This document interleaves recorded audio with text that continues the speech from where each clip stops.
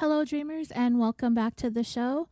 This is the latest episode in our series dedicated to the rise and fall of Theranos and the company's founder and former CEO, Elizabeth Holmes. Before we get back to it, I wanted to share a few things about the show. This is an independent, one-woman production, and there are a number of ways that you can help support this podcast. You can leave a rating and a review on Apple Podcasts or whichever platform you get your podcast on. You can recommend us on social media in true crime discussion groups. You can like and follow the show on Twitter and Instagram. And if you have a couple of dollars each month to spare, you can become a subscriber on Patreon, where you can gain access to dozens of exclusive bonuses. Every donation helps, as this podcast relies 100% on all of you who subscribe. This week, I've actually had quite a few new patrons who've joined in February and the beginning of March. So I'm going to do a handful of thank yous today and some more in the next episode. So if you don't hear your name, don't worry, I'll catch you in the next one. I'd like to thank Susan B., Kathleen M., Deborah M., Chris P., Owen N., Diane J., Sarah O., Dean S., Tiffany C., Jane G., Sandra P., R. Swan, Corey S., Nanu W., and Joy N. for either joining Patreon, increasing your pledge, going annual, or making a donation to our treat fund through PayPal. If you don't want to commit to a subscription and you'd like to help, like I said, you can do so through our PayPal using the email killaforniapod@gmail.com. Also, if you listen to the end of this episode, you will hear a promo from a podcast I do believe that you will enjoy. We got to know the host last year when we did an episode on the case that he did in his first season on the murder of Dylan Redwine. It's called Tapes from the Dark Side. Many of you already know about the show and subscribe and listen, but just in case, we've got his promo for you at the end of this episode. The sources of this episode include the book by Wall Street journalist John Carreyrou called Bad Blood, as well as several online articles and documents about this case. Everything will be cited in the show and in the show notes as needed. All right, so let's get back to this next installment of Killafornia Dreaming, the tale of a girl boss and the Silicon Valley of lies. This is part 6.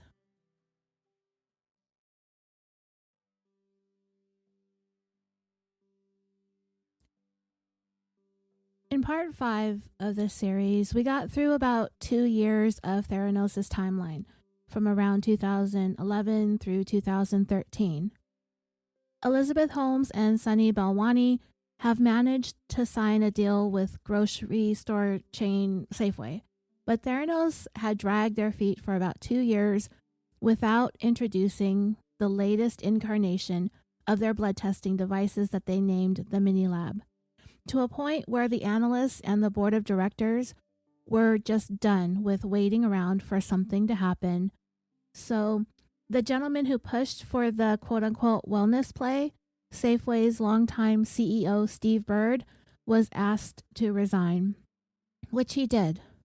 And that was just another job exterminated by Theranos. We also got into Elizabeth's attempt to peddle the company's still non-functioning blood box to the world's most powerful military, as she managed to charm the socks off one of the most decorated generals and former Secretary of Defense under President Trump, James Mattis. However, every which way that Elizabeth tries to go, she will continue to run into one obstacle after another. But really, it all began with her and her efforts to sell a technology that simply does not yet exist. Unfortunately, I know we've been having a lot of fun with these episodes. This one is going to have to take a more subdued and somber tone. So we may have to set the jokes and poking fun aside for a little bit, because I think we're going to get into the very real, the very human side of the destruction that Elizabeth and Sonny left in their wake.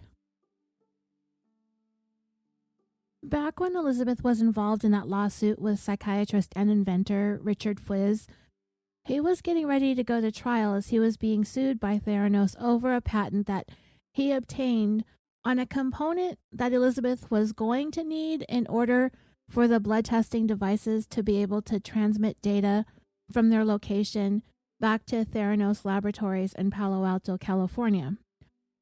Some time had passed since Richard had obtained that patent, but he knew well enough in advance that Elizabeth would one day discover his name on the patent, and that would definitely send her into a tizzy. The whole thing eventually got settled, almost like a draw. Theranos did have all the money it needed to pay the best lawyers in the Silicon Valley, and that was one of her favorite weapons that both Elizabeth and Sonny enjoyed wielding in order to instill fear, I believe primarily from their own employees. Theranos had become a multi-billion-dollar corporation, so they spared no expense to make sure that every employee would remain silent.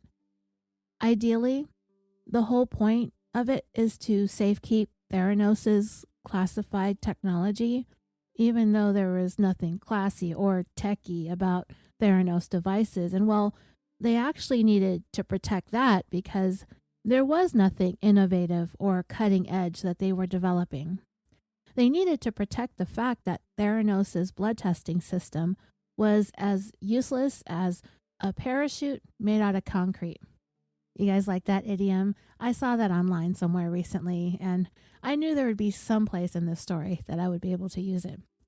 Anyway, when Richard was getting ready for trial, he had documents pertaining to the patents that Elizabeth had obtained over the years.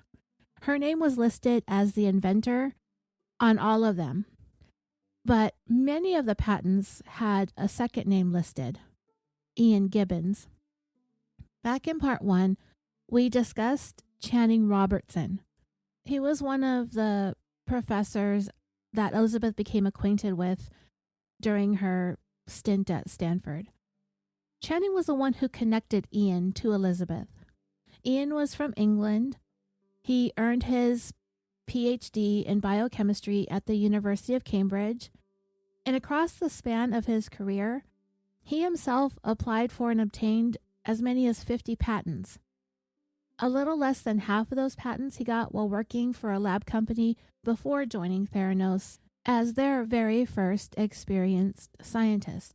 So this was a guy who knew his stuff. It got Richard Fwiz thinking that if he could get Ian to testify on his behalf as an expert, that would help his case immensely. From all the information that Richard found out about Ian, he was certain that he was a person that would be very credible and believed. What he wanted to do was subpoena him as a witness to tell the court that the patent that he obtained wasn't in any way similar to what Theranos had patented or planned on patenting. Remember, Elizabeth is all about patents.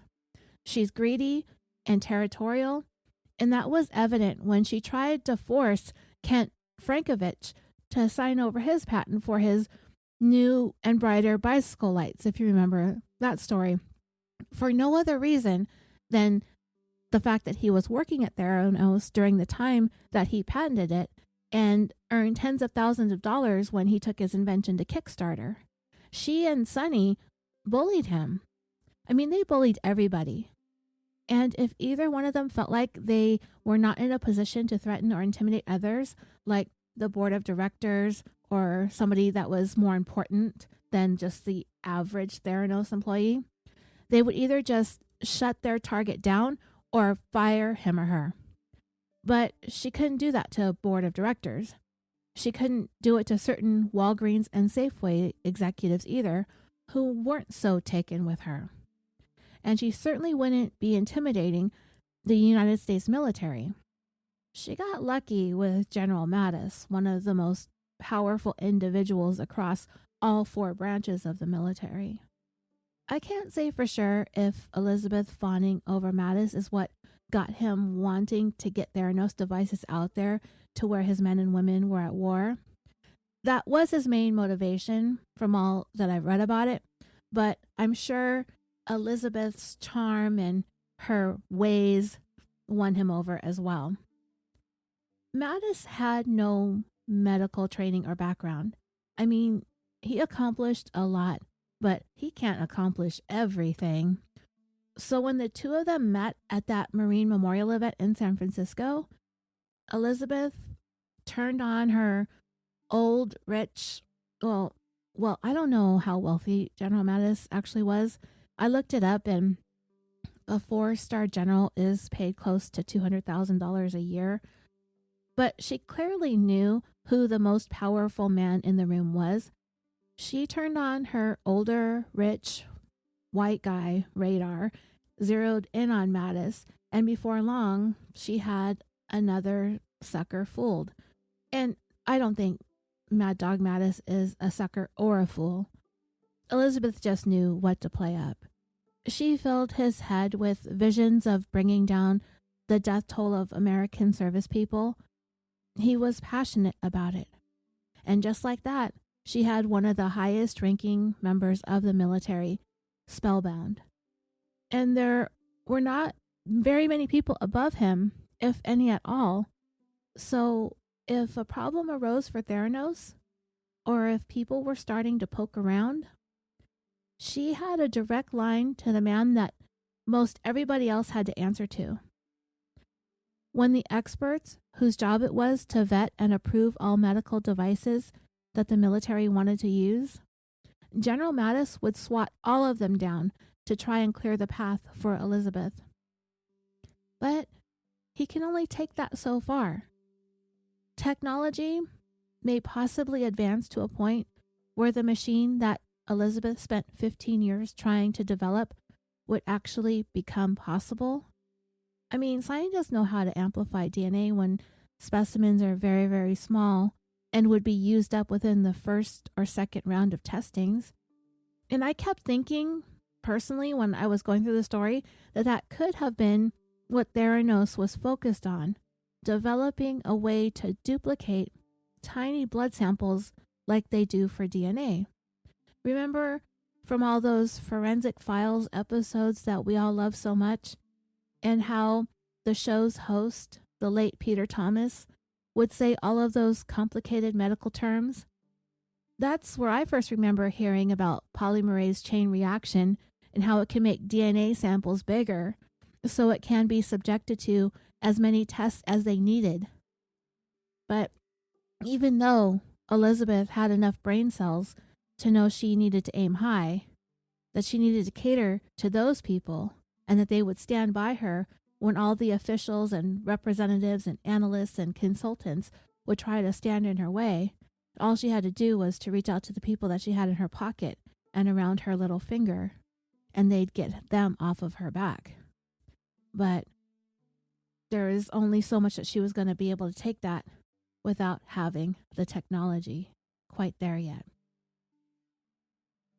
And honestly, Elizabeth's also kind of dumb if she thought that one person would be able to get her past everyone standing in her way.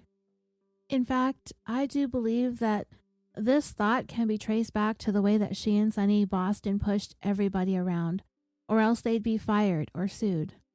The places that Elizabeth had her sights on, Walgreens, Safeway, and the military, they simply don't manage people in that way, by use of threats and fear.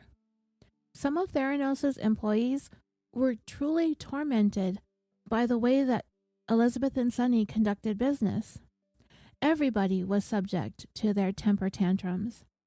And I can only speculate that Elizabeth probably thought that if she stood her ground on what she wanted, she felt powerful enough with all the money, attorneys, not to mention a who's who on the board of directors, to be able to sustain her and Theranos as long as she kept running her game. She relied on those props, many, many props, in order to cultivate Theranos and herself and her image and what they were all about, or what she was pretending they were all about. She would hide what was actually going on behind the closed doors of Theranos because she was trying to get the mini lab and the Edison working in a way that they just weren't capable of functioning. And as far as my understanding goes, no matter how hard you try, one cannot turn shit to sugar. Anyway, well, that was a sidetrack. I meant to get to talking about Richard Fwiz and Ian Gibbons.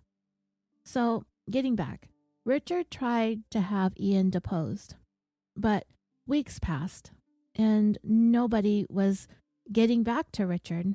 Not Theranos' attorneys, not Elizabeth, not Sunny. In fact, he made the request numerous times and did not hear back from anybody at all. Richard wasn't going to give up, though, so he requested that his attorney go and try and figure out what was going on and why they weren't able to get a hold of Ian Gibbons. Ian was hired to be Theranos' lead scientist back in 2005. He and Gary Fenzel worked together. Ian started off as being Gary's boss, but Elizabeth decided to make Gary the lead and Ian his subordinate because she felt as though Gary was more relatable and that he was better at interacting and creating a rapport with people. Later on, we will see Ian suffer yet another demotion, and these would actually hit Ian really, really hard. He was a man who built his entire career in science and chemistry and was devoted to it and enjoyed it. It was a passion of his. And being demoted was devastating. However, Ian and Gary did maintain a really good working relationship. People in the kinds of work that they do at the level that they're at, they just have respect for one another, no matter what. So that may have been really helpful in cushioning Ian's fall. John Carreyrou wrote this about Ian. Ian fit the stereotype of the nerdy scientist to a T. He wore a beard and glasses, and he hiked his pants high above his waist. He could spend hours on end analyzing data and took copious notes documenting everything that he did at work. This meticulousness carried over to his leisure time. He was an avid reader, and he kept a list of every single book that he'd read. Ian came from England to California in the 1970s. He met his wife, Rochelle, when they were both doing their postgraduate work at Berkeley. He had the most experience working with immunoassays, which is why that's what Theranos' early focus was on with the Edison. Ian had an innate love of science, particularly when it came to blood testing, and he loved teaching others about it too, as he would often share his wisdom with other Theranos employees by putting together small, informal lectures occasionally for anyone who wanted to know more about the basics of chemistry and blood testing. As time went on, however, Ian had grown increasingly frustrated with the inaccuracy of the results that the Edison would frequently produce. As he kept and documented enormous amounts of data, he was rarely getting good results. And it not only caused him a great deal of stress, it also caused friction between him and other staff, including Elizabeth and Sunny, as he was regularly at odds over the fallible blood test results that they were still developing with the Edison. Ian insisted that the quality of the tests needed to be much, much better than they were getting at. But head Edison engineer Tony Nugent felt like Ian just spent all of his time complaining without really helping to come up with any resolutions. But one of Ian's biggest problems with Theranos was the manner in which Elizabeth and eventually Sunny would manage the company. We talked about this in an earlier episode. Elizabeth began to refuse to allow any direct communication between the various departments within Theranos, and it was something that Ian had never experienced before. There had always been a crossover between departments, everybody working together to get things done and to solve problems. The way that they were all cut off and the way that communication had to pass through Elizabeth or Sunny first was highly inefficient and counterproductive. As we now know, Theranos would ultimately develop nothing. The worst thing for Ian about all of this was the fact that he knew that Elizabeth was a liar. It was very uncomfortable for him to sit by and to listen to Elizabeth spout off all of these untruths, and it happened numerous times. He was particularly disturbed by the fact that Elizabeth told anyone who was listening, Theranos employees, potential investors, company executives, anybody that she was courting, that the Edison was ready to launch commercially. By 2010, Ian had lost all trust and faith in Elizabeth and in Theranos. And things only got worse once the deal with Walgreens had been made and the launch of the Edison or the mini lab, whichever one that they were going to go with at the time, all of that was looming. Ian knew that they were not ready to place their devices in retail stores and to start using them on actual patients. To vent, Ian would often talk to Channing Robertson, sharing with him all of the concerning things going on at Theranos. Unfortunately, Channing, who was one of Elizabeth's earliest superfans, for whatever reason, did not keep the conversations that he had had with Ian confidential. Channing went and told Elizabeth everything that Ian was telling him. So it was on a Friday evening in late 2010, when the Walgreens deal was about to be finalized, that Ian came home and told Rochelle that he had confided in Channing about some things going on at work that were troubling him, and that Channing had turned around and told Elizabeth everything that he had shared with him, and as a result, Elizabeth fired him. But in a surprising twist, Ian's firing didn't last.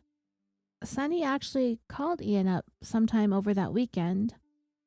A number of coworkers had reached out to him and Elizabeth when they found out that she had terminated Ian, asking her to rethink the decision. Sunny told him that they wanted him to come back, though it would be in a different capacity, meaning he was getting demoted again.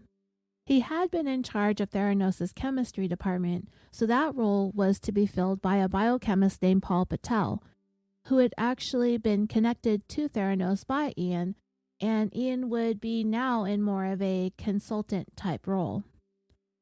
Ian had a tremendous amount of pride in himself, in his background, and in his work, and being demoted was a crushing blow. It got even worse a year and a half later when Theranos moved to an even bigger building where Facebook was once headquartered, and Ian no longer had his own office. He was then relegated to a desk against the wall in a large room full of general Theranos employees. Not exactly where he had pictured himself back when he had earned his PhD. In a conversation Ian was having with Tony, whose role at Theranos was also diminishing when new and younger people were promoted into his role and he was demoted also, they were talking about the direction that the company was going. Theranos was now putting everything they had into the mini lab instead of the Edison, which was what Tony had been developing for years along with Ian. And so it had Tony wondering if perhaps Theranos was just a way for Elizabeth and Sunny to carry on their bizarre love affair, and that everything that they were claiming to try and to do in terms of revolutionizing blood testing was just a cover story. Ian called it a folie à deux. And I just recently heard the expression in a podcast or a documentary somewhere, I can't remember where. And I know I've heard that same expression in one specific case. And I'm going to tell you about it in a sec because I've always wanted to talk about the case. I've just never really had a reason to. But afalia de means the madness of two. Shared psychosis or shared delusional disorder, in which delusions and sometimes hallucinations are transmitted from one individual to another. But yeah, on the surface, Elizabeth and Sonny are the most bizarre couple that I've talked about in recent memory. I mean, they're both just so weird. I've heard of shared psychosis in the case of the Erickson twins, Ursula and Sabina.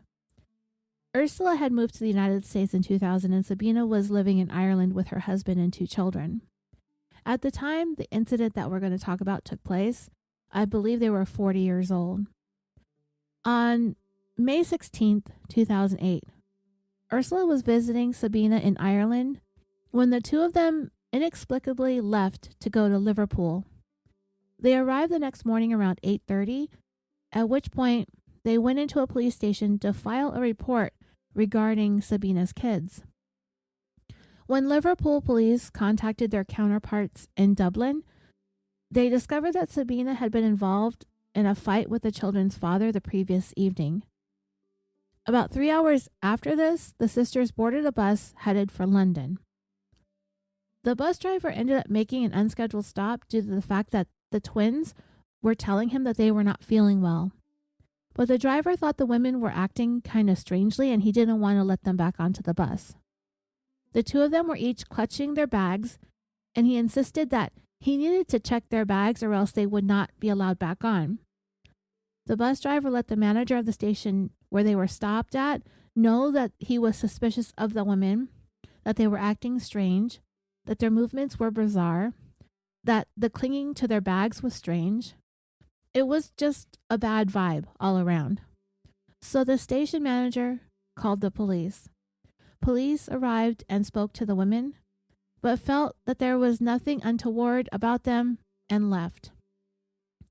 From there, the two women left the station, but then suddenly, for some unknown reason, began trying to cross the very busy motorway. Ursula made it across unharmed, but Sabina was struck by a compact car. The highway patrol responded to the havoc on the motorway, and they just so happened to be with a TV crew that was filming all the chaos. So as the police and the motorway cops were on the shoulder with the women, Ursula suddenly took off and ran into a passing Mercedes-Benz truck, like a large truck, an 18-wheeler, not an SUV. Sabina also made a run for it and was hit head-on by a Volkswagen. They were both injured but survived.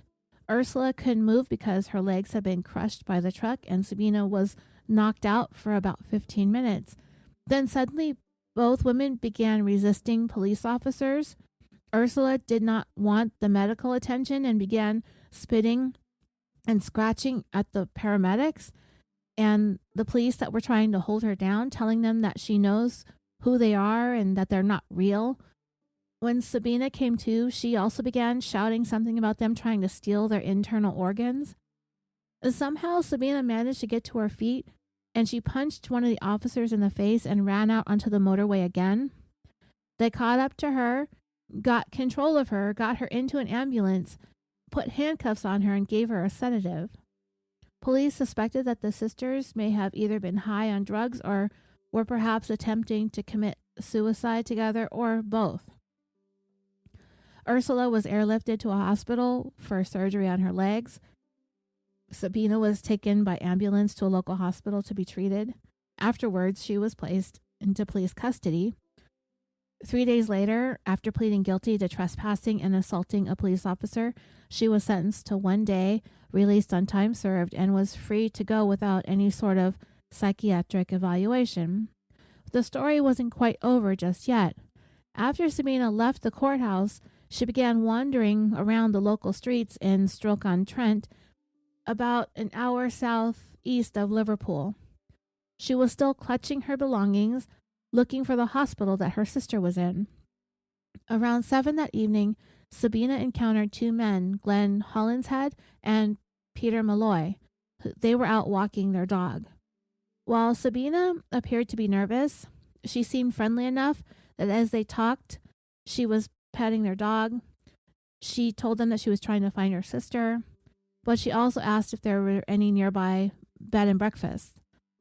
Glenn offered to let her stay the night at his place and that they'd make some calls in the morning to try and find her sister, and so she accepted. Glenn and Peter continued to notice that Sabina's behavior was strange and seemingly paranoid.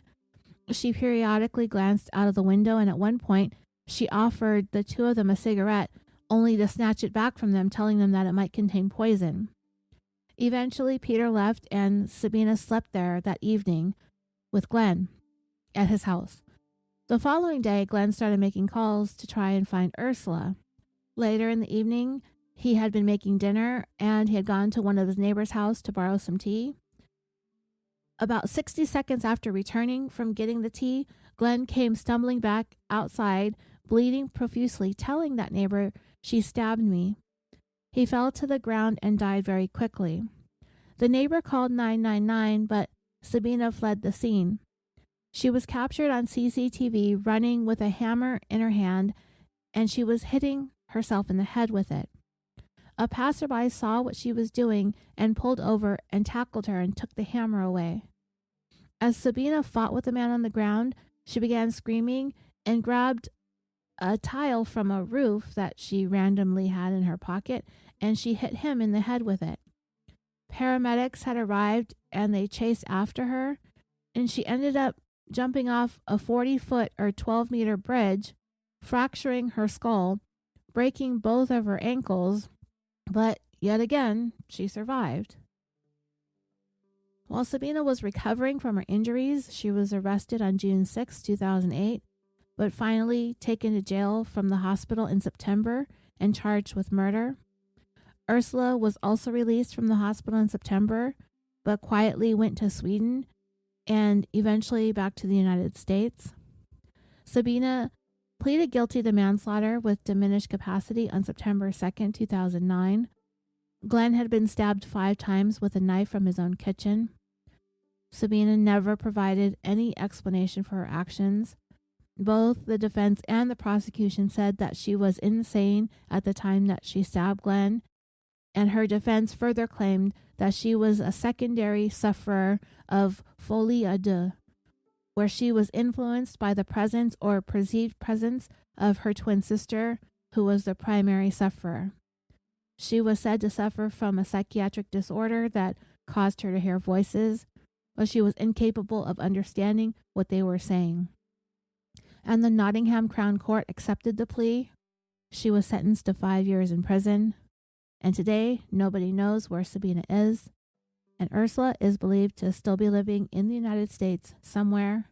And that is the madness of 2.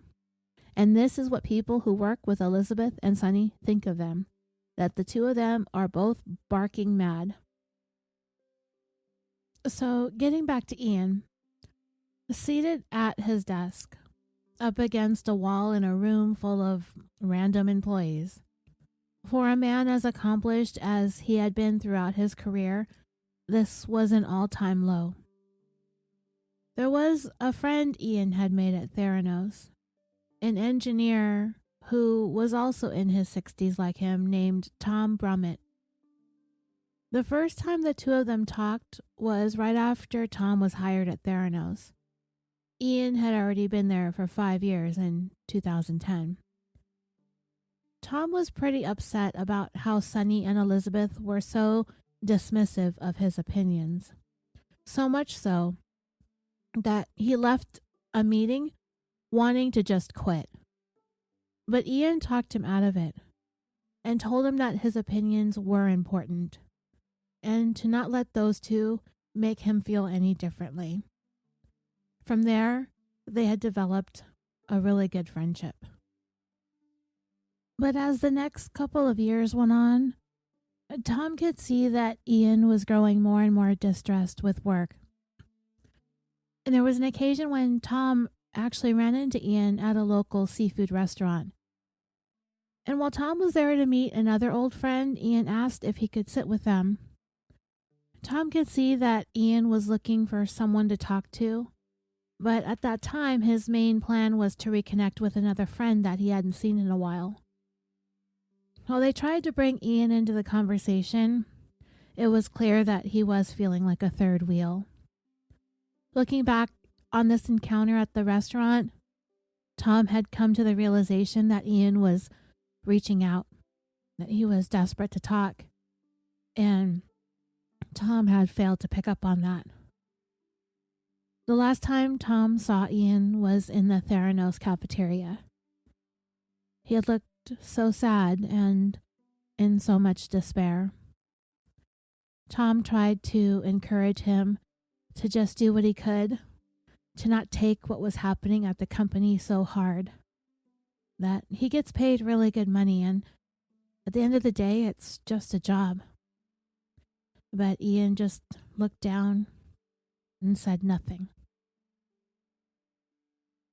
The person that had been promoted into Ian's job after Elizabeth fired him, Paul Patel, he had had so much respect and admiration for Ian that he never treated him like a subordinate. But the one thing Ian felt that Paul lacked was the ability to stand by what he believed was the right thing to do. The engineering department often wanted to make changes and to make compromises with Ian when it came to the mechanics of the mini lab, but Ian would refuse to budge. In situations like this, when you're dealing with chemistry, there simply is no compromising. But Paul was willing to try and to negotiate with engineers to find some sort of agreement. But Ian told him, you have to do these things the right way and never let anyone force you to change what you know is right. In the meantime, Sonny had hired a chemical engineer with a PhD named Samartha Ankal, though he had no experience in biotechnology. His job was to get the insides of the mini lab working properly, but everybody felt like Samartha was Sonny's little puppet who was there to just do all of his bidding. For most of 2012, Ian and Paul clashed with Samartha, like a lot. He wanted to make changes to some of the components inside the mini lab, but Ian was unwilling to change anything. You just can't do it. There was no getting around it for him. After a particularly heated exchange, Ian sat down at his desk, more despondent than he'd ever been. Ian could share with his wife that there were some distressing things going on at Theranos, but because of the agreements they had signed when he was hired, he wasn't at liberty to share specifics with her. But he basically told her that he was disappointed with the direction that his career had taken. He felt like his life's work was being completely disregarded, and that Sonny and Elizabeth had not listened to anything that he had had to say for quite a long time. When 2013 rolled around, Ian began working at home most of the week instead of going into the office. Back in 2007, Ian was suffering from colon cancer and he had missed a lot of work. So most of his coworkers assumed that he was battling cancer again. But it wasn't cancer. His cancer never came back, and he was actually in pretty great health physically. Mentally was another story. According to Carrieroo, Ian was suffering from a very deep depression that had gone undiagnosed. In April of 2013, when Theranos had filed their lawsuit against Richard Fwiz, Ian was told that he was being subpoenaed. This caused him a tremendous amount of anxiety. While discussing it all with his wife, who had been a patent attorney, he asked her to take a look at Theranos' patents, hoping that she could tell him what would be the best thing for him to do. She found that Elizabeth's name was on every single one of the company's patents. Ian told her that Elizabeth's actual scientific input was quite insignificant. And his wife told him if that's the case, it's possible that all of these patents will be deemed invalid if it's found out that she contributed little to nothing. This caused Ian to become even more anxious. When he looked over Theranos' lawsuit against Richard Fwiz, he really couldn't tell if Elizabeth actually had a case when he compared the patents. But either way, he absolutely wanted no part of this. He did not want to be involved. He did not want to testify.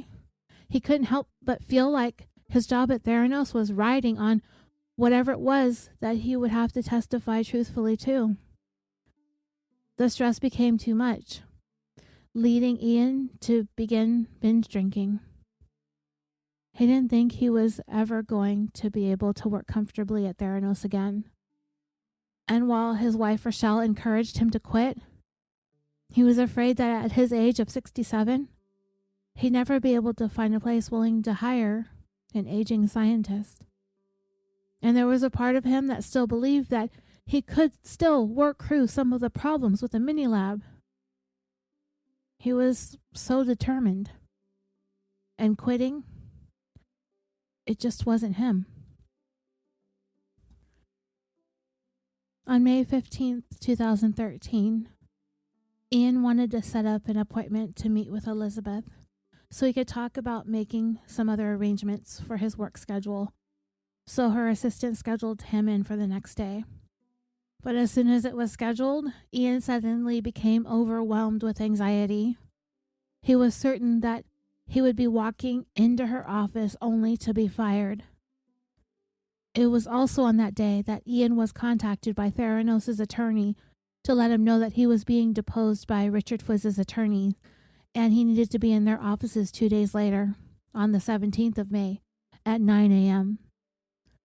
But Ian was told that he could get a note signed by his doctor that he was unfit to testify because of health concerns. Ian was sent the note for his doctor, for which his doctor could sign, and he forwarded that to his personal email account and to his wife, who told him that she would schedule an appointment with his doctor for the next morning, and that would be May 16th. When Rochelle got up the following morning, she found that Ian was in the bathroom, so she figured that he was getting ready for his doctor appointment. But after several minutes passed and Ian had yet to emerge, she went to go check on him. She called his name and knocked on the door, but received no response. She finally opened the bathroom door and found Ian slumped over in a chair. He was alive, but barely. Rochelle called 911. For the next 8 days, Ian was kept on life support, but he never regained consciousness. Ian Gibbons died on May 23, 2013. The cause was an overdose of acetaminophen combined with alcohol. The combination ruined his liver. Rochelle called Elizabeth and left a message informing her that Ian had died. But Rochelle never heard back. Instead, she received an email from one of Elizabeth's attorneys demanding that she immediately return all of Theranos' property that Ian had in his possession, including his cell phone and his laptop. Most Theranos employees had no idea that Ian had died, as Elizabeth had only told a very few trusted people. And when they did eventually find out, they assumed that he had died of cancer. Theranos had slowly and systematically broken Ian down, robbing him of his whole identity, which was the brilliant scientist that he had been when he was hired in 2005.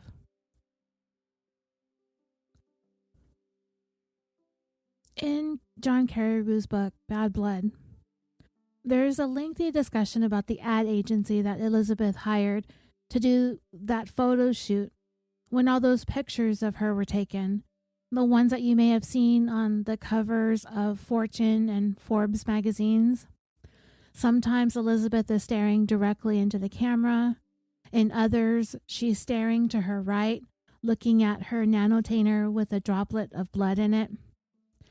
In the pictures where she's looking forward with her eyes frozen, open wide, the reflections in her pupils from the vertical lamps, that was the distinctive feature of photographer Martin Scholler's work.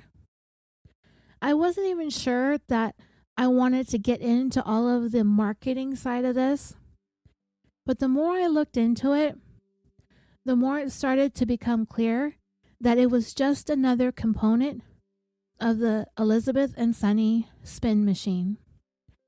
It was all a bunch of fluff in order to give off the appearance of legitimacy, a crutch to help keep Theranos from crumbling. So I figured it was all worth mentioning, because you'll find that once again, Elizabeth is going to run into additional roadblocks from the executives who work for these high-end advertising agencies, who have their own set of standards and ethics that they insist on abiding by, no matter what the client wants or how much money they are willing to throw at them. At the end of the day, not everybody is willing to put their reputations on the line by violating their own sense of morals and ethics, or in this case, by violating false advertising laws and regulations. The company that Elizabeth retained to build Theranos' brand was called Chiat Day. The idea was to come up with a completely new, unique identity for Theranos.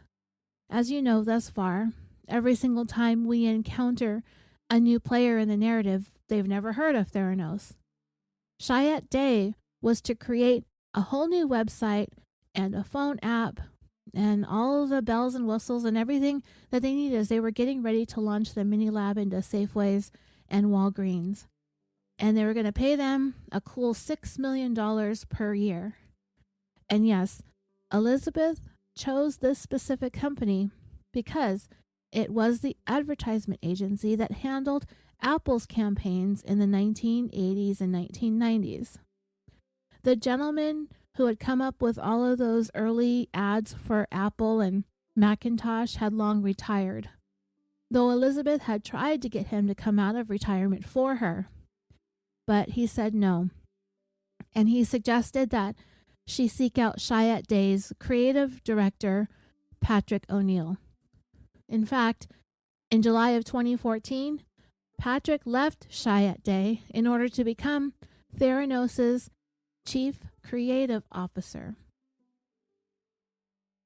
Patrick and Elizabeth hit it off from the word go. She had so much drive and charisma. She was still forging ahead on her way to change the world, and he loved it. Patrick had been with Chiat Day for a decade and a half, and he had been in charge of campaigns for companies such as Visa and IKEA.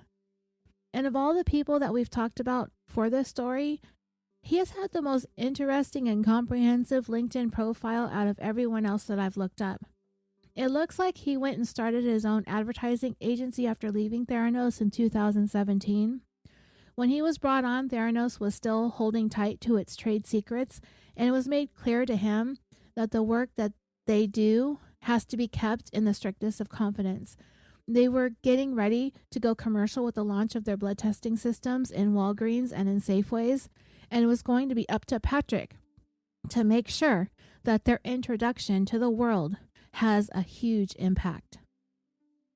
One of the main things that Chiat Day was hired on to do was to do a complete redesign of Theranos' website. They were not only going to be the pictures of Elizabeth, but they also hired models, an assortment of people, young, old, children, babies, teens, all races, all ethnicities, backgrounds, men, women, boys, girls. Just about every company has finally figured out the importance of diversity in advertising. Now, I haven't done an in-depth look at Theranos' dead website on the Wayback Machine, but I did see the blood test menu page, and it featured a couple of those models. I know Elizabeth was very meticulous and particular about every detail under the sun, except for two things, of course: a blood machine that worked and a boyfriend with some fashion sense. But she and Patrick sat around for hours and hours on end, deciding which photos to use on each of the site's pages. The only thing that I can think of that would be more miserable than that is to have to go shopping at the Beverly Center with Sonny and having to help him decide on what fashion fail he wanted to overspend on next. Elizabeth wanted the theme of the website to evoke feelings of compassion. Her whole entire selling point evolved around the idea of the early detection of deadly diseases. Access to blood testing that would enable every single person to be able to get convenient, accurate, and affordable blood testings done and receive the results in a timely manner. To catch those diseases before they sentenced your loved ones to death. Elizabeth had mastered her presentation. She hit everybody in the fields with it, including Patrick. So in the beginning of the fall of 2012 and over the course of the next 6 months, Patrick and a handful of his colleagues at Chiat Day traveled from Culver City to Palo Alto each week to meet and to work on conceptualizing Theranos' brand. It was during this time frame that Ian Gibbons was in an emotional and mental tailspin, and Safeway head Steve Bird had been shown the door and was on his way out. I think it helps us to keep these things in perspective and to remember the wreckage that Theranos had left behind as they continued to forge ahead on their tidal wave of lies. The company had a hand in destroying the careers of two very successful, reputable men, and Elizabeth had shut both of them out once they were useless to her. Remember when Steve Bird had tried to reconnect with her when he launched his own wellness consultation business? She never returned his call. And when Ian died and his wife called to break the news to her, she again never returned the call. She never reached out to Ian's wife. Never even so much as sent a sympathy card. All Rochelle Gibbons ever got was an email demanding the Theranos property that Ian still had to be turned in. Bottom line is Elizabeth Holmes is a very cold-hearted woman. And it's ironic, seeing as she can spin such a heartwarming story in order to peddle those blood boxes. During these brainstorming sessions, they would come up with some slogans that Theranos would eventually settle on when they launched their advertising campaign. Things such as, "One tiny drop changes everything," or "The lab test reinvented." They also redid the company's logo to what we've come to be familiar with, the green Theranos with the O filled in. All in all, from all of the things that I've seen, I think it was really beautifully done. $6 million a year beautiful? I don't know if I would say that, but I'm not one to talk. I've had no experience in marketing or branding, and I do believe that has been abundantly clear over the years in how lost in the woods that I've been trying to run this podcast. So you've gathered that Patrick is pretty much sold on Elizabeth and Theranos and has become a bona fide superfan. But not everybody at Chiat Day was feeling it. Another rep named Stan Fiorito really felt like something was way off with Theranos, particularly with Sonny. Gee, what a shock, right? I wonder what caused him to feel so weird about the guy. It was clear that Sonny had zero background in biochemistry or biomedical technology.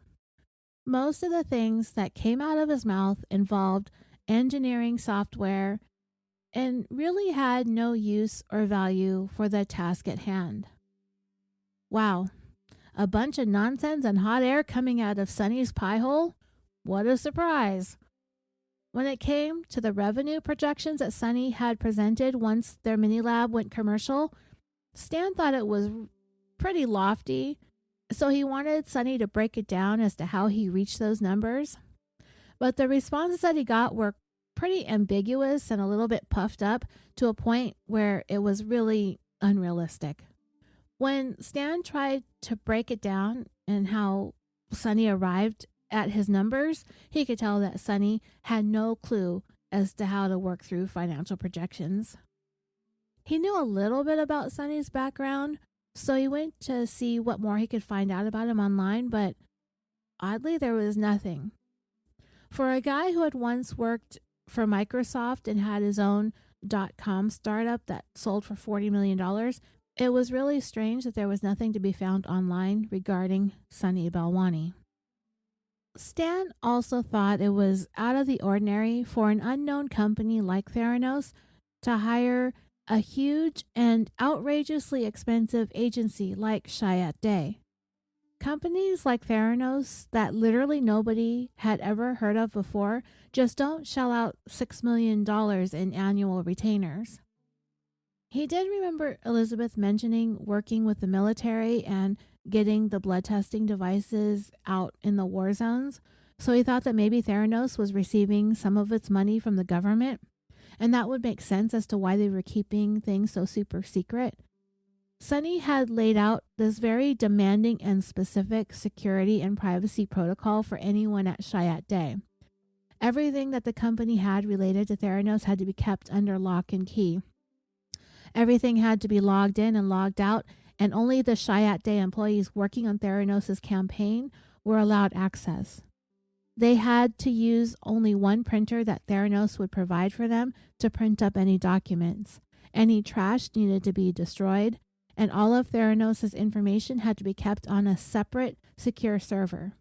And nobody else at Chiat Day were to be told anything about Theranos at all.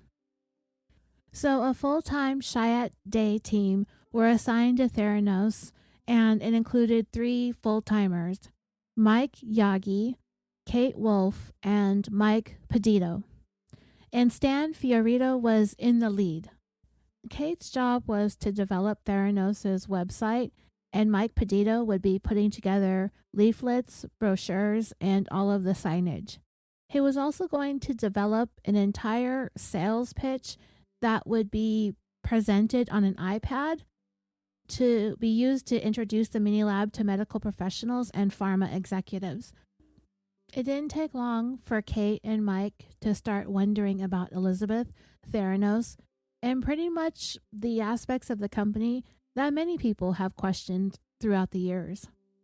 Can Theranos' technology do what they claim it can do? Elizabeth wanted her favorite sales points to be prominently featured on the various pages of the website, that the company could run hundreds of tests on a single droplet of blood, that their blood testing system was more accurate than traditional systems, that patients would be able to have their blood test results in under 30 minutes. Elizabeth also wanted it in big, bold letters that they were approved by the FDA and that they were backed by clinical studies that were run by the Mayo Clinic and UC San Francisco. And Elizabeth wanted all of those logos to be included on the website. So here we get another dose of Elizabeth's wacky logic. In Bad Blood, it reads, when Kate inquired about the basis for the claims about Theranos' superior accuracy, Kate learned that it was extrapolated from a study that concluded that 93% of lab mistakes were due to human error. Theranos argued that since its testing process was fully automated inside its device, that was grounds enough to say that it was more accurate than other labs. Kate thought that was a big leap in logic, and she said so. After all, there are laws against misleading advertising. So yeah, here we go again with all of these rules and these regulations and things and people who insist on like abiding by them and stuff, which has been so inconvenient for Elizabeth. Every single time, these rules and shit just keep tripping her up. Mike was also worried, and he had a discussion with Kate where they went down the list of Theranos' claims that they needed to be reviewed for legal reasons. He didn't like how fake automation makes us more accurate sounded. But the fact is, neither of them had ever worked for a biotech firm, so they felt like they needed to make sure that they crossed their T's and dotted their I's. The thing was, their division of Chiat Day actually didn't usually deal with any of their clients in the medical or healthcare industry. Those were usually handled by their dedicated health division in New York. So they weren't even really sure why they were assigned to Theranos in the first place. Mike and Kate wanted to know why, and they wanted to know more about the boastful claims that Elizabeth wanted them to incorporate onto the website. They had been told by Elizabeth that she had a comprehensive report that was hundreds of pages long that they've compiled that backed up what Theranos was claiming. The two of them asked numerous times to be shown that report, but it never happened. What they got instead was a file emailed to them that pulled some alleged quotes from the reports. Things that said like, Johns Hopkins conducted due diligence on Theranos' blood testing systems, that it was a sound machine and was able to produce accurate test results, as well as complete a wide range of routine tests. Elizabeth was telling Mike and Kate that those were excerpts from a report after being thoroughly tested and vetted by Johns Hopkins. And that was a lie. Those were just some notes from a meeting that Elizabeth and Sonny had a couple of years earlier with a handful of Johns Hopkins representatives. Elizabeth had used the same notes to win over Walgreens.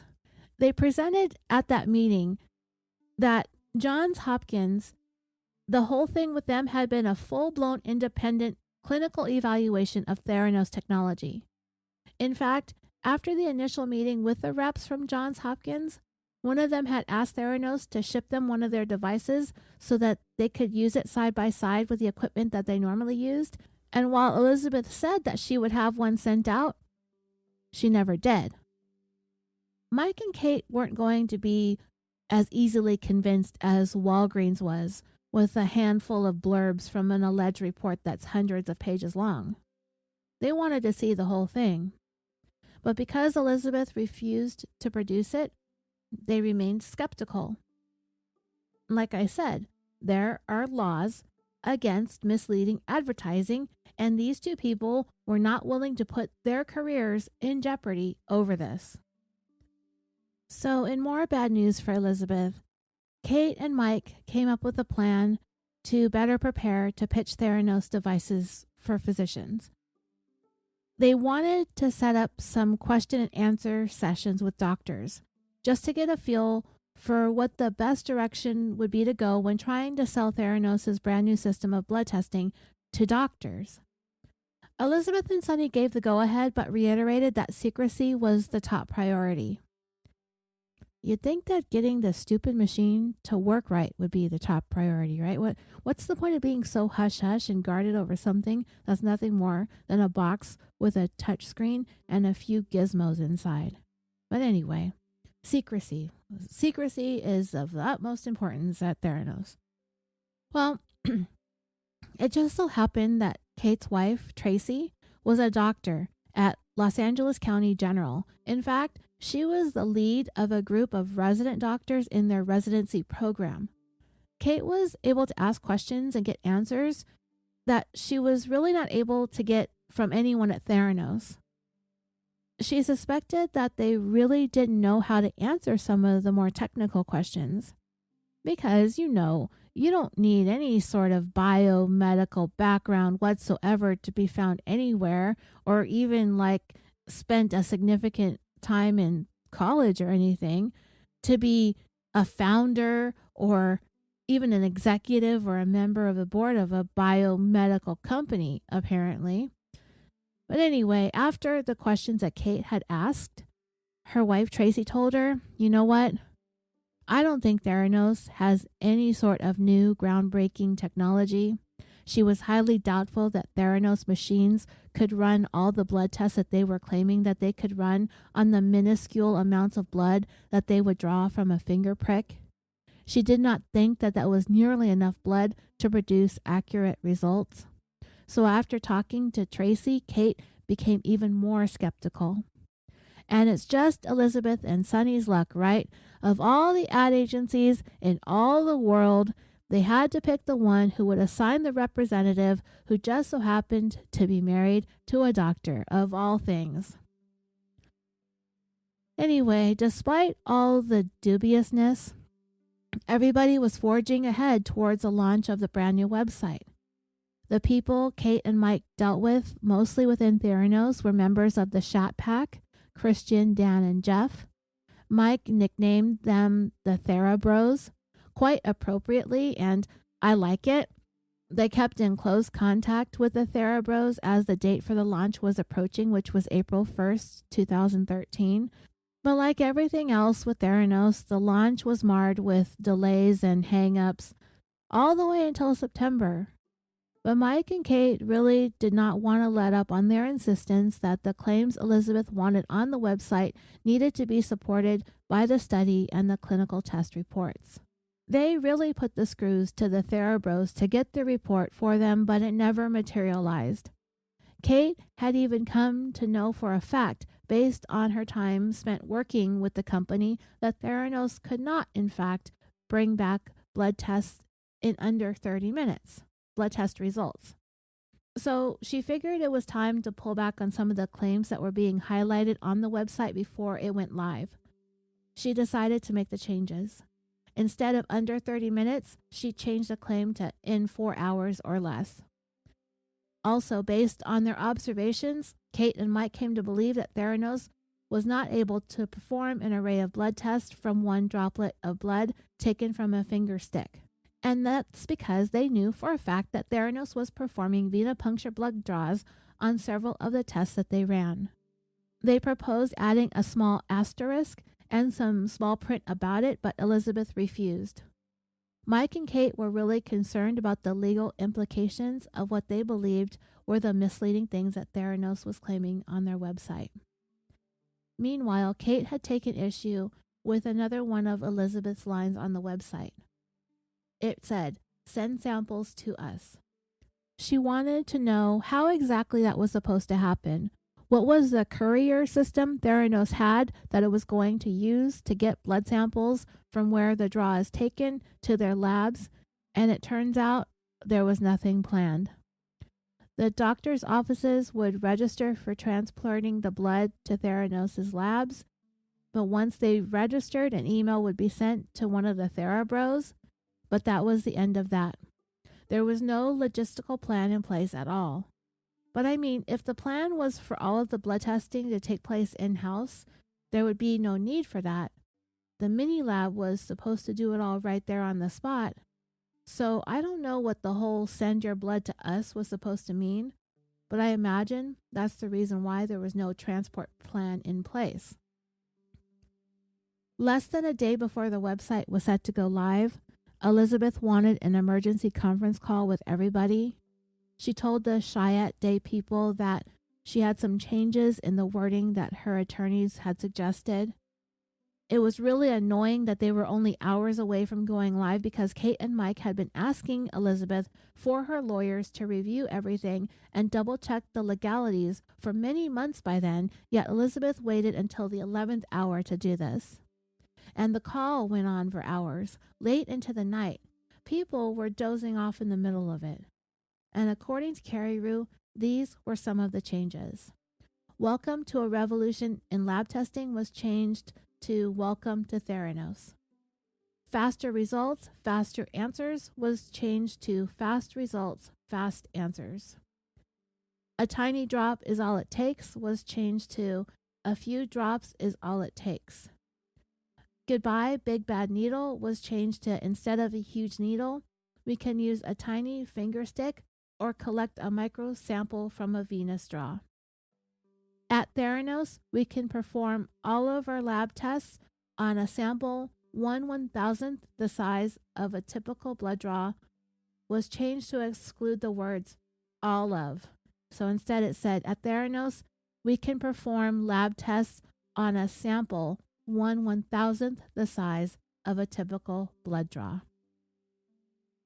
Then Carrie wrote something that I think I sort of said in my own way back in part 1.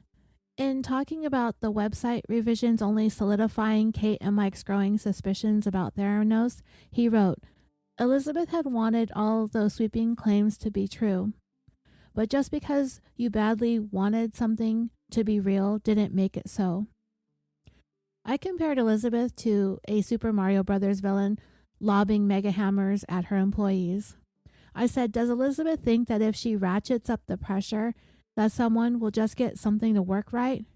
If she just sits there at her executive desk in her ergonomic chair and simply will things to happen, that they'll just magically happen, click her heels together and poof, a blood box that works? And then I said that Elizabeth would probably have to go to Oz and find a wizard if she ever expected to get that machine to work right. But anyway, Kate and Mike were not feeling very confident in Theranos, and when they spoke to their direct supervisor, Stan Fiorito, he was feeling the same vibe, especially from Sunny. Every time he needed Theranos to cough up some money for work that Chiat Day had done for Theranos, Sunny demanded a breakdown of all the costs for each bill that they wanted paid. And Sunny is a guy where everything about him is short, including his temper, and it just was a lot to deal with. A grouchy cheapskate. It's the worst. And if you're driving around in an overcompensation car with overcompensation shoes to match, it's like, what are you complaining about? This is the company that's going to pay for your man toys and your questionable footwear. But there were still those at Chiat Day that stood behind Theranos firmly. They had been fully indoctrinated, completely enchanted by Elizabeth, especially Patrick. He was convinced that Theranos, with Elizabeth running the show, they were poised to follow in the footsteps of Apple and Steve Jobs. He truly believed that they were on pace to change the world, and he was genuinely excited about the potential that he saw in the company. And he wasn't necessarily wrong. That is, if Theranos wasn't built on a mountain of lies. In theory, what Elizabeth envisioned may very well have had an immeasurable impact on the world of healthcare as we know it. But it was all science fiction. Patrick listened to Mike and Kate's concerns that Theranos was blowing smoke up everybody's asses, but he figured that they should just stick to what they were there to do. New companies are often discombobulated and unforthcoming just like this. It was nothing to worry about, he assured them. Theranos is it. If you've listened to the podcast about Theranos or seen the documentaries or read the book, then you may be familiar with the name Alan Beam. It's a pseudonym. His real name is Adam Rosendorf, and he is the former laboratory director at Theranos. Originally from South Africa, his parents gave him 3 choices when it came to a career path: business, law, or medicine. Adam chose medicine. After finishing college in Johannesburg, Adam moved to New York where he attended Columbia University, entering into their pre-med program. As he was finishing up medical school at Mount Sinai School of Medicine in Manhattan, he began to feel that being a doctor and working in that hospital environment wasn't something that he was really cut out for. So he began focusing more on the laboratory side of things. And he ended up specializing in virology. I hope I said that right. Virology and clinical pathology. That way he didn't have to be in the hospital with all of these crazy hours and patients and sick people and stuff. By the summer of 2012, Adam was the lead technician at Pittsburgh's Children's Hospital when he saw a job post from Theranos online. He'd always thought about working in the storied Silicon Valley, ever since he had read a biography about Steve Jobs, who Adam had always admired, like Elizabeth. And the job at Theranos was right up his alley, lab director at a biotechnology firm. He filled out the online application, he clicked send, and before he knew it, he was flown out to Palo Alto to meet with Sunny and Elizabeth. And Adam had the same reaction that people had when they met the odd couple. Sunny came off as uncomfortably creepy, but it was tempered with Elizabeth's charisma, passion, and dedication, though he did find her voice to be exceptionally unusual, like everybody else did. The interview went well, and Adam was offered the job, but it was going to take about 8 months before he'd be able to get his license to practice medicine in California. So, officially he joined Theranos in April of 2013, which is where we have been lingering around for a while in the company's timeline. But it wasn't too big of a deal because at the time, the lab inside Theranos was only testing a handful of blood samples each week that were coming in from Safeway employees only. However, when Adam did finally get there and start working, he couldn't help but notice how dreadfully low the company's morale was. He described them as despondent. At this time, it was only a month away from Ian's death, so it was pretty alarming. The pressure was on for the Safeway and Walgreens launches, and before Adam's first week was over, he'd already watched on as Sunny expeditiously fired one of the clinical lab scientists, escorted by company security guards in what looked more like a perp walk than a firing, and it was witnessed by everyone in the building. Adam also got the feeling that this was something that these people were used to seeing. That would explain the non-existent morale. Okay, this is where we get to understand the layout of Theranos' 2 labs. There was one room on the second floor of the headquarters that had all the commercial equipment that Theranos had purchased in order to run tests or to reverse engineer in order to try to miniaturize existing technology. Whatever it was they did with the third-party blood testing machines, they were all in this room.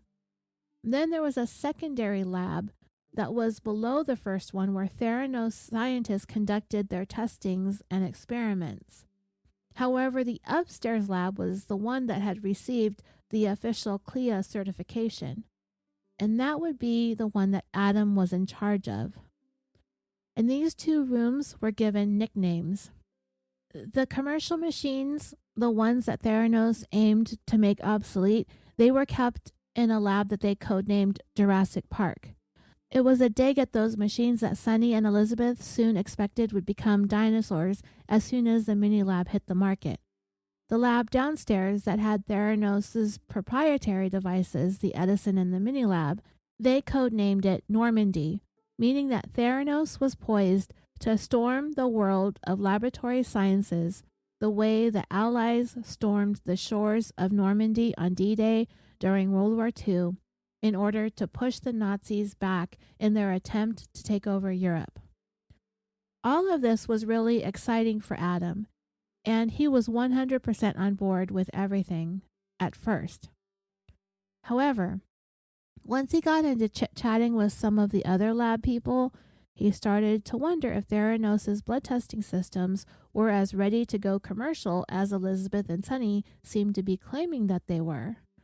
So it had only been a few weeks since Adam had officially started when Elizabeth arrived in his office and asked him to look at something that she wanted to show him. There was a small group of people outside the lab where they had gathered to watch a demonstration of something new that they were developing. So one of their biotechnicians stuck the finger of one of their employees and put this tiny little collection tube up to the blood drop and collected it into 2 really small transparent chambers. These were the nanotainers that they'd come up with. Then, once the blood was sucked into the tip of the nanotainer, it was then inserted into this thing that was shaped similarly to a syringe with a plunger, and once you applied the plunger, the blood would be sucked into the main part of the nanotainer from the tip, theoretically. But when the lab tech put the nanotainer tube into the device with the plunger, something popped and then blood splattered all over the place. One of the 2 tubes in the nanotainer had shattered. Elizabeth was unbothered by the fail and said, "All right, let's do it again." Can you imagine going to the doctor or to the nurse or the phlebotomist taking blood from your arm and the tube just spontaneously exploding? Like a bizarre, slasher flick or something, blood everywhere. Adam was confused by the whole demonstration, but he was the new guy, so what did he know? He was still trying to figure things out himself. Adam got to know Paul Patel really well and work with him closely. Paul was the one who replaced Ian when he was demoted. The nanotainer explosion didn't really strike Adam as being all that big of a deal, but not too long after that he was talking to Paul and he soon found out that they still hadn't completed the development of their testing systems inside the mini lab, not even the immunoassays, which were the very first thing that they started integrating into the Theranos system. Adam had thought the assays were ready to go, but Paul had to let him in on the real trade secret. This Theranos thing doesn't work, at all. So yeah, as the summer of 2013 is ticking away and the launch of the mini lab and the website kept getting pushed back, it had dawned on Adam that the mini lab was nowhere close to being ready for commercial use. They were going on 3 years into the development stages and still have had nothing more than a prototype with a laundry list of problems. But beyond that, the biggest problem Adam had been witness to had nothing to do with the mini lab or the technology, but rather the toxic culture that Sunny and Elizabeth have cultivated within the company. That was its biggest problem. And the 2 of them seemed to have no idea how detrimental it truly was. Anybody who crossed Elizabeth or Sunny, it was off with their heads. Death to the cynics and the skeptics. Anyone who refused to back down from what they believed was the right thing to do was either demoted or fired altogether. But if you drank the Kool-Aid, you were handsomely rewarded. Along the way, Elizabeth and Sunny have run into one obstacle after another. They can demand whatever they want of their own employees, but when it comes to partnerships and collaborations, they are only going to be able to go so far with their threats and intimidation. But Sunny wanted to try and figure out a way to sidestep any more pushback from Theranos' own employees, particularly the very highly trained, highly educated, highly specialized ones, the PhDs, the chemists, the scientists. He needed them to be seen and not heard. He needed them to go with his flow rather than trying to push back when things aren't going exactly like they wanted them to, or like they're supposed to, or like the laws and regulations say that they should or have to. When Sunny says break rules, they need to say how many. Sunny found the answer to his problem by hiring a small army of brand new PhD recipients who were young immigrants from India in the United States on work visas who had no experience at all in the biotech industry. They were a highly impressive group of people, but they were also quite vulnerable and willing to say or do anything that they're told in order to keep their jobs and their status in the country valid.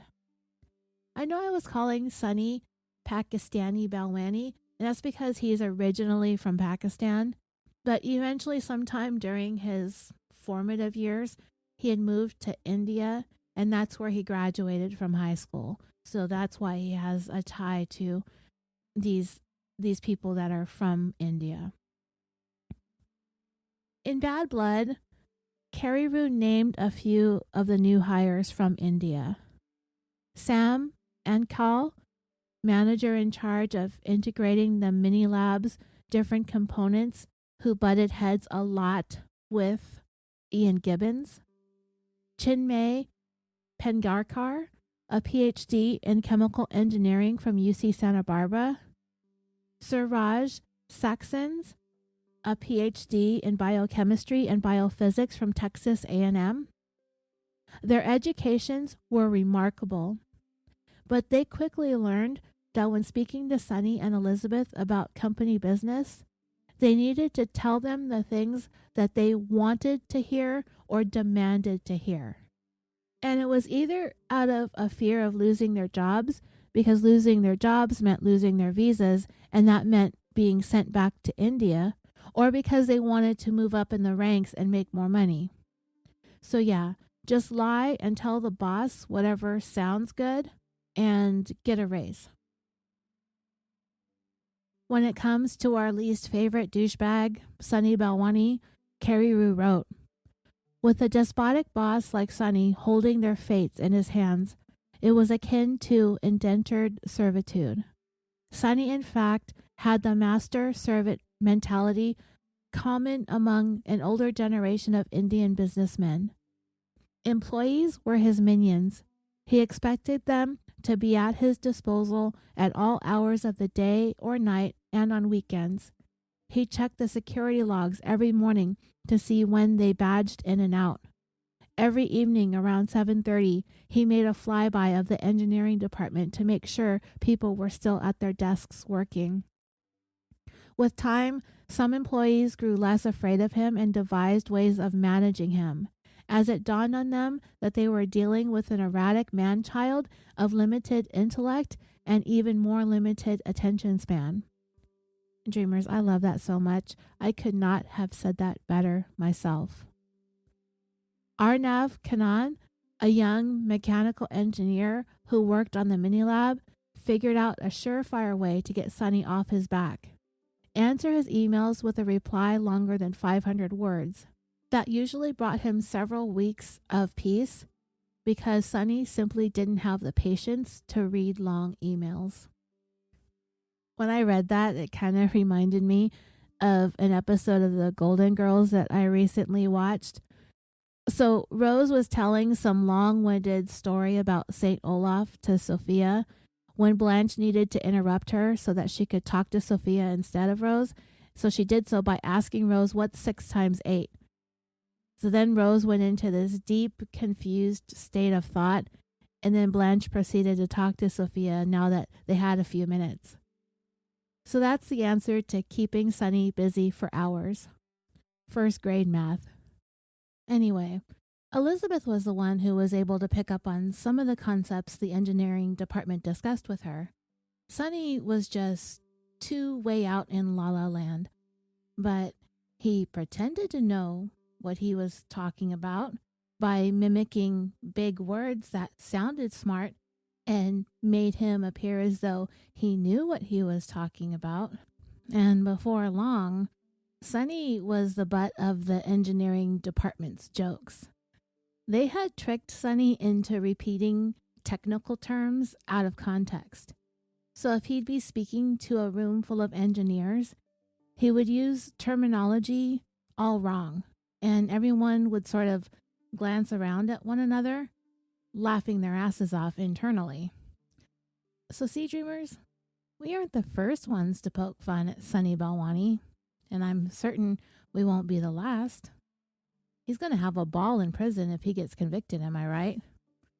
Maybe Gucci makes some prison blues to go along with them blue suede shoes.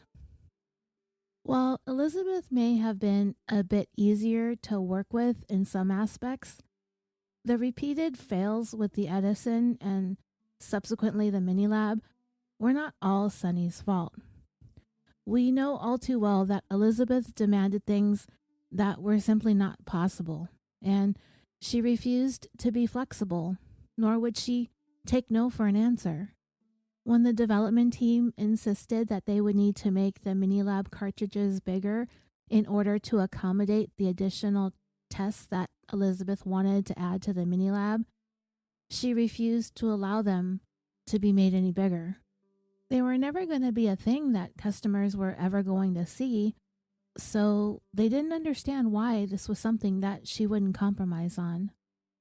Then, after Elizabeth's whole kerfuffle with Lieutenant Colonel Shoemaker and the whole FDA approval mess, Elizabeth decided to pull back on her plan to place mini labs at each Walgreens location because she knew that they'd never pass the FDA inspection. And what they were going to do instead was still take finger prick blood samples from the customers and have them transported over to Theranos' lab to be tested at the only location that they had the singular CLIA certification. Elizabeth wasn't ready to let go of one of her early plans with the Theranos devices, for people to be able to have one in their homes. In order for that to happen, they needed to be as sleek and as beautiful as Apple products, and as compact as possible. One of the biggest problems with getting the mini lab up and running is the fact that Elizabeth wanted to squeeze 4 different types of blood tests into an itty-bitty tiny space. The issue with it gets a little technical, so I'm going to tell you how it goes wrong from the way it's laid out in Bad Blood. So the only way to be able to do all 4 of the blood testing types in a machine the size Elizabeth insisted upon would be to require the use of robotics. And those robotics would be handling the pipettes within the device. The pipettes kind of look like the shape of a dropper, and it's used to move a measured amount of liquid. So the robotics inside would need to manipulate these pipettes to move the blood around inside the machine. It was a lot going on. But the problem is, like with most automated things, over time, the accuracy of the components inside tend to slip. Ever so slightly, but they do slip. You see, when the machine is brand new, it should be working as it's meant to when it comes to precision. So if the pipette is supposed to move 5 microliters of fluid, there is a motor inside that is set to rotate by a very specific amount.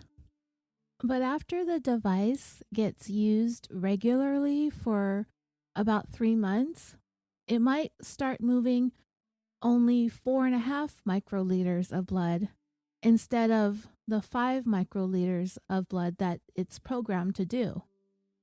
This will cause the whole test to be thrown off, and it will return inaccurate results. And that's because the rotation of the motor might be off, even just by a very, very minuscule amount. Now, apparently this is a thing that happens with all blood analyzing machines on the market. It isn't their biggest problem. But for Theranos devices, it was a huge problem, and when that happened, that meant the blood analyzer would require recalibration every 2 to 3 months. And that would mean the machine would be down longer than the McFlurry machine at McDonald's. In fact, it takes 5 days for the mini lab to be recalibrated. I don't think that there is anything inside the average home that has to be serviced to have someone come out to service it every 2 to 3 months to fix or readjust. I can't think of anything, really. The engineers tried convincing Elizabeth that they needed to make the mini lab more reliable by possibly eliminating the need for pipettes. There are tests that use analyzers that don't require them, but there have already been small machines that do that already. Elizabeth's machine had to be better and capable of every blood test on the market. Another problem with the mini lab is that it can only run one blood test at a time, one sample at a time. The big, huge commercial blood analyzers that are commonly used in laboratories have the ability to run hundreds of tests at the same time, which is why they're so big and bulky and not practical to be placed in retail establishments or inside somebody's house, unless you're a mad scientist or something. So for some reason, there was a mad dash on blood tests at Walgreens and the lines got backed up. It would take a really long time to run each blood test, making it impossible for Theranos devices to deliver the fast results that it promised. So someone at Theranos came up with the idea of stacking 6 mini labs on top of each other so that they'd still be able to save space while running multiple blood tests at the same time. They nicknamed it the 6-blade. But once they tried it, they didn't factor in the issue that they had long before with the Edison involving ambient temperature. When they ran all 6 mini labs at once, the machines at the top reached temperatures that interfered with the testing. In addition to all of these problems, things inside this very complex little machine just flat out malfunctioned. The robotics inside would go the wrong way at times, breaking pipettes, to other components inside being misaligned. There was one device that had the centrifuge that was spinning inside of it, and the thing just kind of exploded. All of these things could have been remedied, but it was going to take time. And time was something that Elizabeth and Sunny were running out of quickly. On June 5th, 2012, Elizabeth signed the contract with Walgreens that promised to have the mini labs in a number of their stores by February 1st, 2013. However, the date came and went, and there was not one single mini lab in any Walgreens store anywhere. And by the summer of 2013, Elizabeth was on the verge of losing her contract with them, while simultaneously seeing her deal with Safeway crumbling. As you recall, Steve Bird's last day as CEO was in May of 2013. Elizabeth had to get Theranos machines inside Walgreens. They had no choice.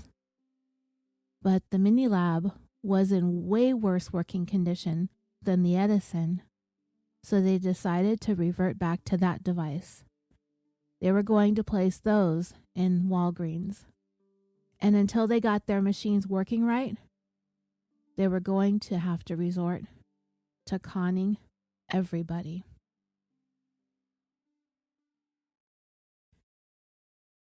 And we will stop there with this part of our series on Elizabeth Holmes and Theranos. When we come back, we're going to see what Theranos had up its sleeve next, as their blood testing systems make their Walgreens debut. Don't forget to request to join Killafornia Dreaming's Facebook discussion group. Follow the show on Twitter and Instagram. And if you just can't get enough of this podcast, search for the show on Patreon, where you can gain access to dozens of exclusive full-length episodes for as little as $1 a month. Thank you as always for listening. Don't forget to stay tuned for the promo from the Tapes from the Dark Side podcast. We will be back shortly with the next installment of the series. I'm your host, Roseanne, and until next time, sweet dreams.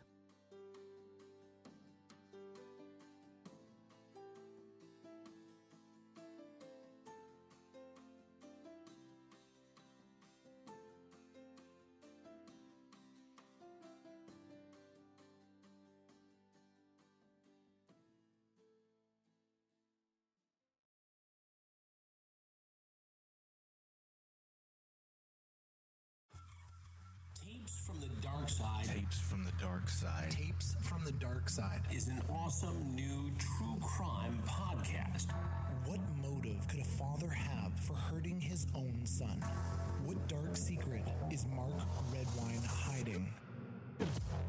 In Season 1, the host T.Z. Borden investigates the curious case of a missing 13-year-old boy and the father suspected of murder. Please go search Tapes from the Dark Side on Apple Podcasts, Spotify, or wherever you listen to podcasts. Tapes from the Dark Side. You should give it a good listen.